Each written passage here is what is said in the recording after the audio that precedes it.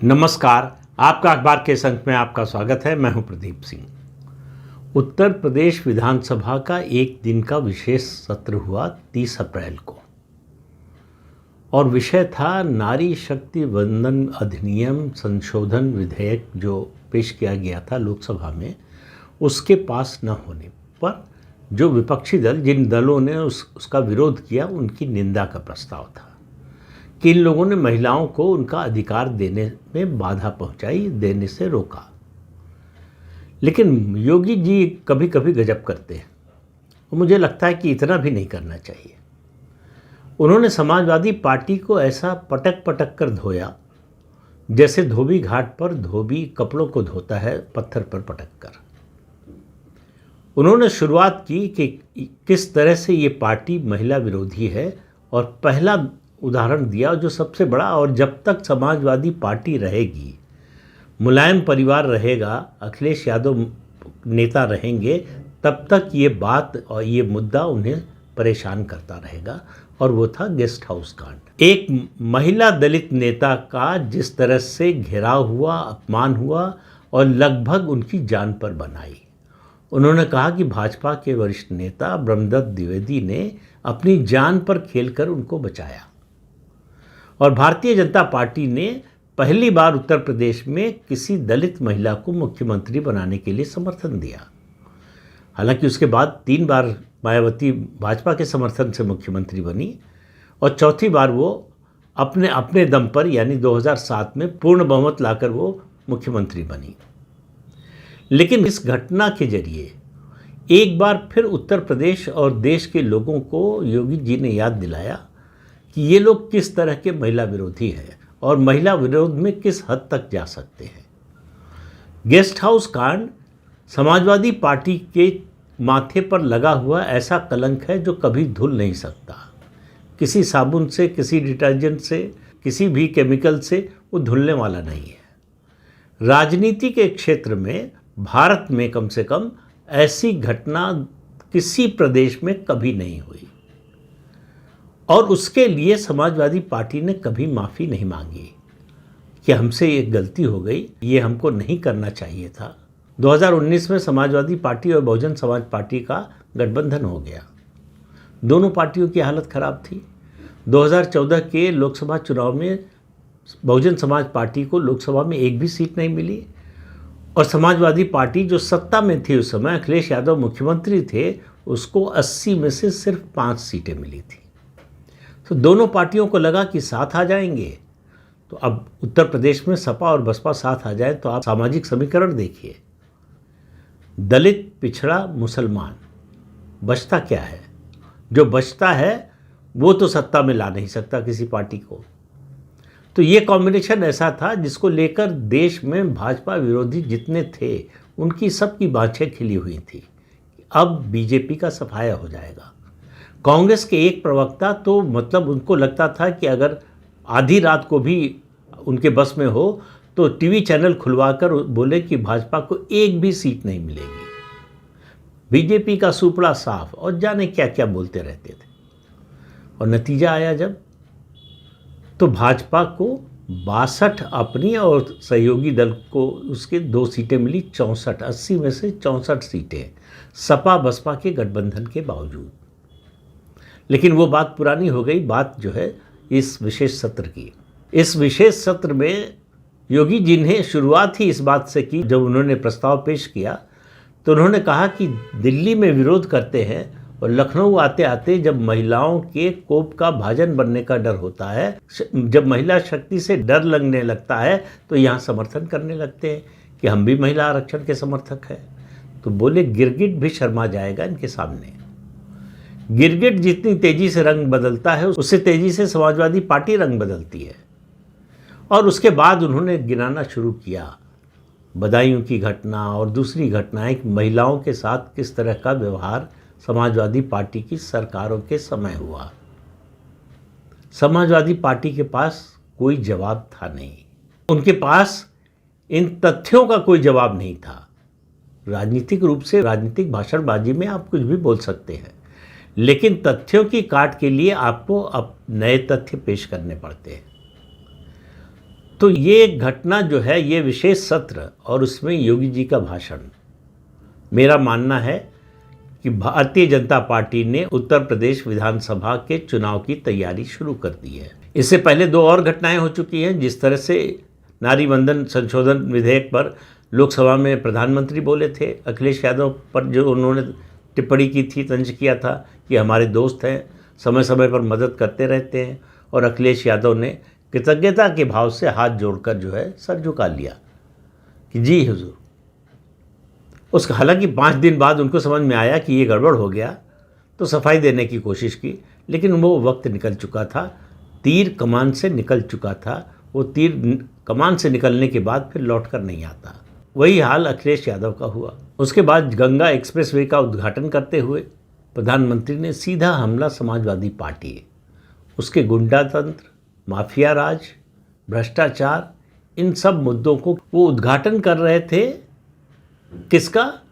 एक एक्सप्रेसवे का, जो उत्तर प्रदेश का सबसे बड़ा एक्सप्रेसवे है, और उस एक्सप्रेसवे के खुलने के बाद अब देश भर में जितने एक्सप्रेसवे हैं उनका 60% जो है उत्तर प्रदेश में है। लेकिन वो भाषण अगर आप सुने, आपको अगर ये पता ना हो कि तारीख क्या है, तो आपको लगेगा कि चुनाव का प्रचार शुरू हो चुका है और सीधी लड़ाई जो है भाजपा और समाजवादी पार्टी की है, इसमें तो कोई दो राय है नहीं। और सीधा हमला प्रधानमंत्री ने समाजवादी पार्टी पर बोला। योगी आदित्यनाथ को अगले साल मार्च में, यानी 2027 मार्च में 10 साल हो जाएंगे मुख्यमंत्री बने हुए। अखिलेश यादव के पास उपलब्धि के नाम पर कुछ छोटी छोटी चीज़ें हैं। जिसका सबसे ज़्यादा वो जिक्र करते हैं वो है आगरा लखनऊ एक्सप्रेसवे। तो विकास के क्षेत्र में पिछले 9 साल में योगी आदित्यनाथ ने जितनी बड़ी लकीर खींच दी है, उसके सामने समाजवादी पार्टी अखिलेश यादव की लकीर बहुत छोटी तो हो ही गई है। लेकिन उन्होंने उस इतनी बड़ी लकीर खींची है कि अखिलेश यादव की लकीर अब डॉट में बदल चुकी है, एक बिंदु में बदल चुकी है। उतना ही रह गया है उसका अस्तित्व। याद रखिए कि उत्तर प्रदेश में इस परिवार को 4 बार सरकार चलाने का मौका मिला। 3 बार मुलायम सिंह यादव मुख्यमंत्री बने और 1 बार अखिलेश यादव बने, और दोनों को जोड़ दीजिए तो योगी जी से ज़्यादा समय तक मुख्यमंत्री पद रहा इस परिवार के पास। और विकास के नाम पर उपलब्धि क्या है? लगभग 0। लेकिन एक मामले में उपलब्धि है। अखिलेश यादव हर प्रोजेक्ट जब जिसका शिलान्यास हो या उद्घाटन हो, वो कहते हैं कि ये तो हमने सोचा था पहले। तो ऐसा कोई प्रोजेक्ट उत्तर प्रदेश में आपको पिछले 9 साल में नहीं मिलेगा जिसके बारे में अखिलेश यादव ये दावा न करते हुए मिल जाए कि हमने सोचा था। और बनाया क्या 5 साल में? एक एक्सप्रेसवे। और क्या दिया उत्तर प्रदेश को? माफिया राज। और माफिया राज ऐसा जिसमें पुलिस जो है वो माफिया के मातहत थी। माफिया पुलिस के खिलाफ कार्रवाई कर सकता था, लेकिन पुलिस माफिया के खिलाफ नहीं कर सकती थी। आते ही सरकार जब 2012 में बनी तो सबसे पहले जो आतंकवाद के आरोप में जेल में बंद थे उनका मुकदमा वापस लेने, उनको बाहर करने का आदेश जारी किया। वो तो भला हो इलाहाबाद हाई कोर्ट का, जिसने फटकार लगाते हुए कहा कि आज इनको आप रिहा कर दीजिए, कल इनको पद्म पुरस्कार दे दीजिएगा। और वो सब के सब, मुझे याद है अगर ठीक तो 4 लोग थे, वो सब के सब बाद में मुकदमा चला और कन्विक्ट हुए, सज़ा हुई उनको। वो आतंकवादी थे। ऐसा नहीं है कि कोई पॉलिटिकल वेंडेटा के तहत सरकार आप ही की थी, तो पॉलिटिकल वेंडेटा का तो सवाल नहीं था कि उनके खिलाफ आरोप लगा दिया गया हो। अदालत से साबित हुआ कि ये आतंकवादी थे और उनको सज़ा मिली। क्या समाजवादी पार्टी ने इस पर कोई सफाई दी कि हमसे ये गलती हो गई, हमको जानकारी नहीं थी पूरी, हम समझ नहीं पाए? देखिए, ऐसा है कि गलती किसी से हो सकती है, गलती की माफ़ी होती है, लेकिन अगर आप अपराध करते हैं तो उसकी सज़ा होती है। तो सभी राजनीतिक दलों से, उनकी सरकारों से गलतियां होती हैं।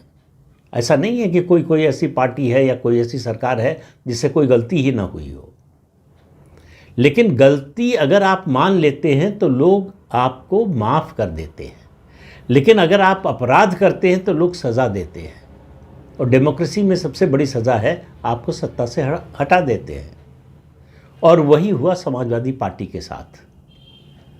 मैं बार बार इस बात को दोहराता हूँ कि समाजवादी पार्टी को किस तरह से सज़ा दे रही है उत्तर प्रदेश की जनता कि 2012 के बाद उसको अगर खुश होने का किसी चुनाव में मौका मिला तो 2024 के लोकसभा चुनाव में उसकी 37 लोकसभा की सीटें आ गई और देश में तीसरे नंबर की लोकसभा में पार्टी बन गई है। उसके अलावा 2012 में सरकार बनी, अखिलेश यादव मुख्यमंत्री बने। 2014 में उनके मुख्यमंत्री रहते लोकसभा चुनाव हुआ और उनकी पार्टी को सिर्फ 5 सीटें मिली। 2017 में विधानसभा चुनाव हुआ, तब उनके पास चुनाव से पहले तक मतलब पिछले चुनाव में 2012 में 224 सीटें थी विधानसभा की। 403 सदस्यों की विधानसभा है उत्तर प्रदेश, उसमें से सिर्फ 47। ये अखिलेश यादव के 5 साल के मुख्यमंत्रित्व काल की राजनीतिक उपलब्धि थी। वो दावे कुछ भी कर लें कि मैंने ये कर दिया वो कर दिया, लेकिन जनता ने क्या देखा, जनता ने क्या महसूस किया, जनता ने क्या मन बनाया, वो 47 सीटों की संख्या बताती है। फिर उसके बाद आया 2019 का लोकसभा चुनाव, तो समझ में आ गया कि अकेले कुछ नहीं कर सकते, तो गठबंधन कर लिया बहुजन समाज पार्टी से। फिर भी लोकसभा की सीटें 5 की 5 ही रह गई। फिर 2022 में ऐसा नैरेटिव बनाया गया, पूरे देश का मीडिया का बड़ा वर्ग जो भाजपा विरोधी है उसने नैरेटिव बनाया कि बस चुनाव नतीजे की घोषणा की देरी है और अखिलेश यादव शपथ लेने वाले हैं मुख्यमंत्री पद की। उनको बधाइयाँ मिलने लगी। राज्य के एक बहुत ही सीनियर आईपीएस अफसर नतीजे की घोषणा से एक दिन पहले उनको बुके देने चले गए, बधाई देने चले गए कि आप मुख्यमंत्री बन रहे हैं। ब्यूरोक्रेसी में ऐसे लोग सामने आ गए जिनके बारे में पता चला कि ये दरअसल सरकार की नौकरी नहीं करते, ये समाजवादी पार्टी की नौकरी करते हैं। उन लोगों ने आपस में बधाई देना और समाजवादी पार्टी के नेताओं को बधाई देना शुरू कर दिया। समाजवादी पार्टी में मंत्रिमंडल के बंटवारे की सूचियां बनने लगी, लेकिन समाजवादी पार्टी को 125 सीटें लगभग मिली साथियों के साथ।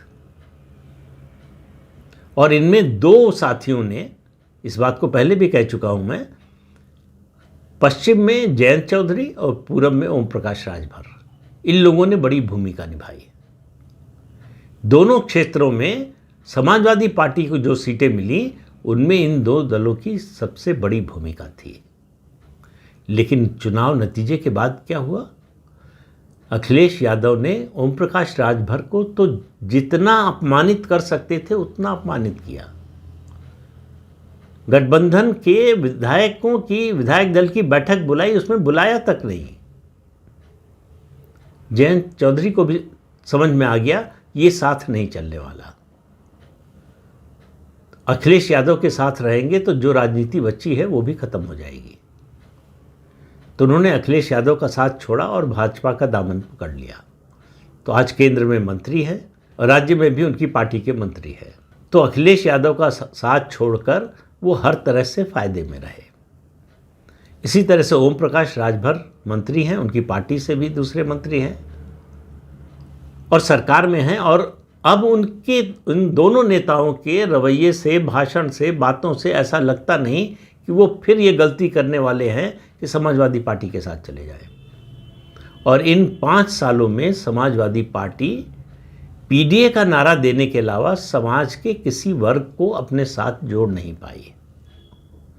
अगर समाजवादी पार्टी को ये लग रहा है कि वो जो 37 सीटें लोकसभा में आई हैं वही उसी तरह का नतीजा जो है 2027 में विधानसभा में होगा, तो गलतफहमी में है। और उसका सबसे बड़ा प्रमाण बता रहा हूँ कि 30 अप्रैल को विशेष सत्र में विधानसभा के मुख्यमंत्री योगी आदित्यनाथ का जो भाषण था और उनका जो आत्मविश्वास का स्तर था, वो बता रहा है कि वो पूरी तरह से निश्चिंत है कि भाजपा तीसरी बार उत्तर प्रदेश में सरकार बनाएगी 2027 में। तो जब सामने वाले का आत्मविश्वास का स्तर ये हो तो उसके विरोधी की हालत वैसे भी खराब हो जाती है। तो चुनाव में नारों का महत्व होता है, लेकिन सिर्फ नारों से जो है चुनाव नहीं जीता जा सकता। केवल सोशल मीडिया पर ट्वीट कर देने से चुनाव का नैरेटिव नहीं बनाया जा सकता। सवाल यह है कि 2027 के चुनाव में जब समाजवादी पार्टी जाएगी तो योगी जी की सरकार के खिलाफ उसका मुद्दा क्या होगा, किस मामले में आलोचना करेगी? बिजली, सड़क, पानी, एक्सप्रेसवे, हवाई अड्डे, अंतर्राष्ट्रीय हवाई अड्डे, नोएडा में इंटरनेशनल एयरपोर्ट का उद्घाटन हो चुका है। उसके अलावा अस्पतालों की संख्या, एम्स की संख्या, कोई भी मुद्दा ले लीजिए, जीवन का कोई क्षेत्र ले लीजिए, तेज़ी से प्रगति हुई है। वन डिस्ट्रिक्ट वन प्रोडक्ट जो है उसके जरिए जो कारीगर है उनका सामान एक्सपोर्ट हो रहा है, उत्तर प्रदेश का एक्सपोर्ट बढ़ रहा है। तो हर लिहाज से, और इन्वेस्टमेंट, जिस तरह से उत्तर प्रदेश में इन्वेस्टमेंट आया है इन 9 सालों में, इससे पहले कभी नहीं आया। तो कुल मिलाकर जो उपलब्धियां हैं सरकार की, और सबसे बड़ी उपलब्धि मैं मानता हूं कानून व्यवस्था। जब उस प्रदेश की महिला को, युवती को, लड़की को ये लगे कि हम घर से बाहर रात में निकलेंगे तो हमारे लिए डर की कोई बात नहीं है, तो वो समझिए कि सुशासन है। और उत्तर प्रदेश में ये सुशासन स्थापित हो चुका है। ऐसा नहीं कि उसके बाद कोई दुर्घटना नहीं हुई, दुर्घटना हो सकती है, कहीं भी हो सकती है, लेकिन शासन कैसा है इसका पता चलता है उसके बाद कि उसके खिलाफ एक्शन कैसा हुआ। और एक्शन ऐसा होता है कि आज देश के सारे राज्य ये चाहते हैं या मांग कर रहे हैं, जो बीजेपी शासित है वो मांग कर रहे हैं, जो बीजेपी शासित नहीं है वो चाहते हैं कि योगी आदित्यनाथ जैसा मुख्यमंत्री उनके प्रदेश में हो। उनके काम पर इससे बड़ी मुहर सफलता की और क्या लग सकती है कि हर प्रदेश इस बात के लिए तरसे कि ऐसा मुख्यमंत्री हमें भी मिल जाए। ऐसे भी राज्य हैं जहाँ के लोग कहते हैं कि 2-3 साल के लिए ही उधार दे दीजिए। तो ये है योगी आदित्यनाथ की राजनीतिक पूंजी, उनकी राजनीतिक कमाई। और ये पूंजी, ये कमाई उन्होंने अर्जित की है अपने परिश्रम से, अपने विजन से, लोगों के प्रति जो समर्पण है, लोगों के हित के जो काम किए हैं। केंद्र सरकार की जितनी योजनाएं हैं उनको लागू करने में उत्तर प्रदेश सबसे आगे है। तो सवाल यह है कि आप आलोचना के लिए व्यंग कर सकते हैं, तंज कर सकते हैं, लेकिन उसके बाद क्या है? उससे आपके जो है समर्थक और कुछ प्रशंसक ताली बजा सकते हैं, खुश हो सकते हैं। देखिए, तंज और व्यंग्य ये संवाद में अगर हो तो अक्सर अच्छा लगता है, लेकिन तंज और व्यंग्य अगर आपका डिफ़ॉल्ट सिस्टम बन जाए, हर समय उसी तरह से उसी लहजे में आप बोलने लगें, तो फिर वो आपके खिलाफ जाने लगता है, जो अखिलेश यादव के साथ हो रहा है। वो विरोध नहीं करते योगी आदित्यनाथ का, उनको अपमानित करने की कोशिश करते हैं। जिस व्यक्ति का सम्मान उत्तर प्रदेश ही नहीं, उत्तर प्रदेश से बाहर भी तमाम राज्यों में है, उनके प्रति असम्मान की भावना उनके बड़े बड़े विरोधियों में नहीं है, अखिलेश यादव को छोड़कर। और वो जिस तरह की शब्दावली का इस्तेमाल करते हैं, मुझे नहीं लगता कि उनकी पार्टी के कार्यकर्ता जो है, सामान्य कार्यकर्ता, वो भी पसंद करता होगा। तो उत्तर प्रदेश में आप मान कर चलिए कि भले ही चुनाव फरवरी-मार्च 2027 में हो, लेकिन उसका चुनाव अभियान योगी जी ने शुरू कर दिया है। तो इस अंक में इतना ही। अगले अंक में फिर मिलेंगे किसी नए मुद्दे के साथ। तब तक के लिए अनुमति दीजिए। नमस्कार।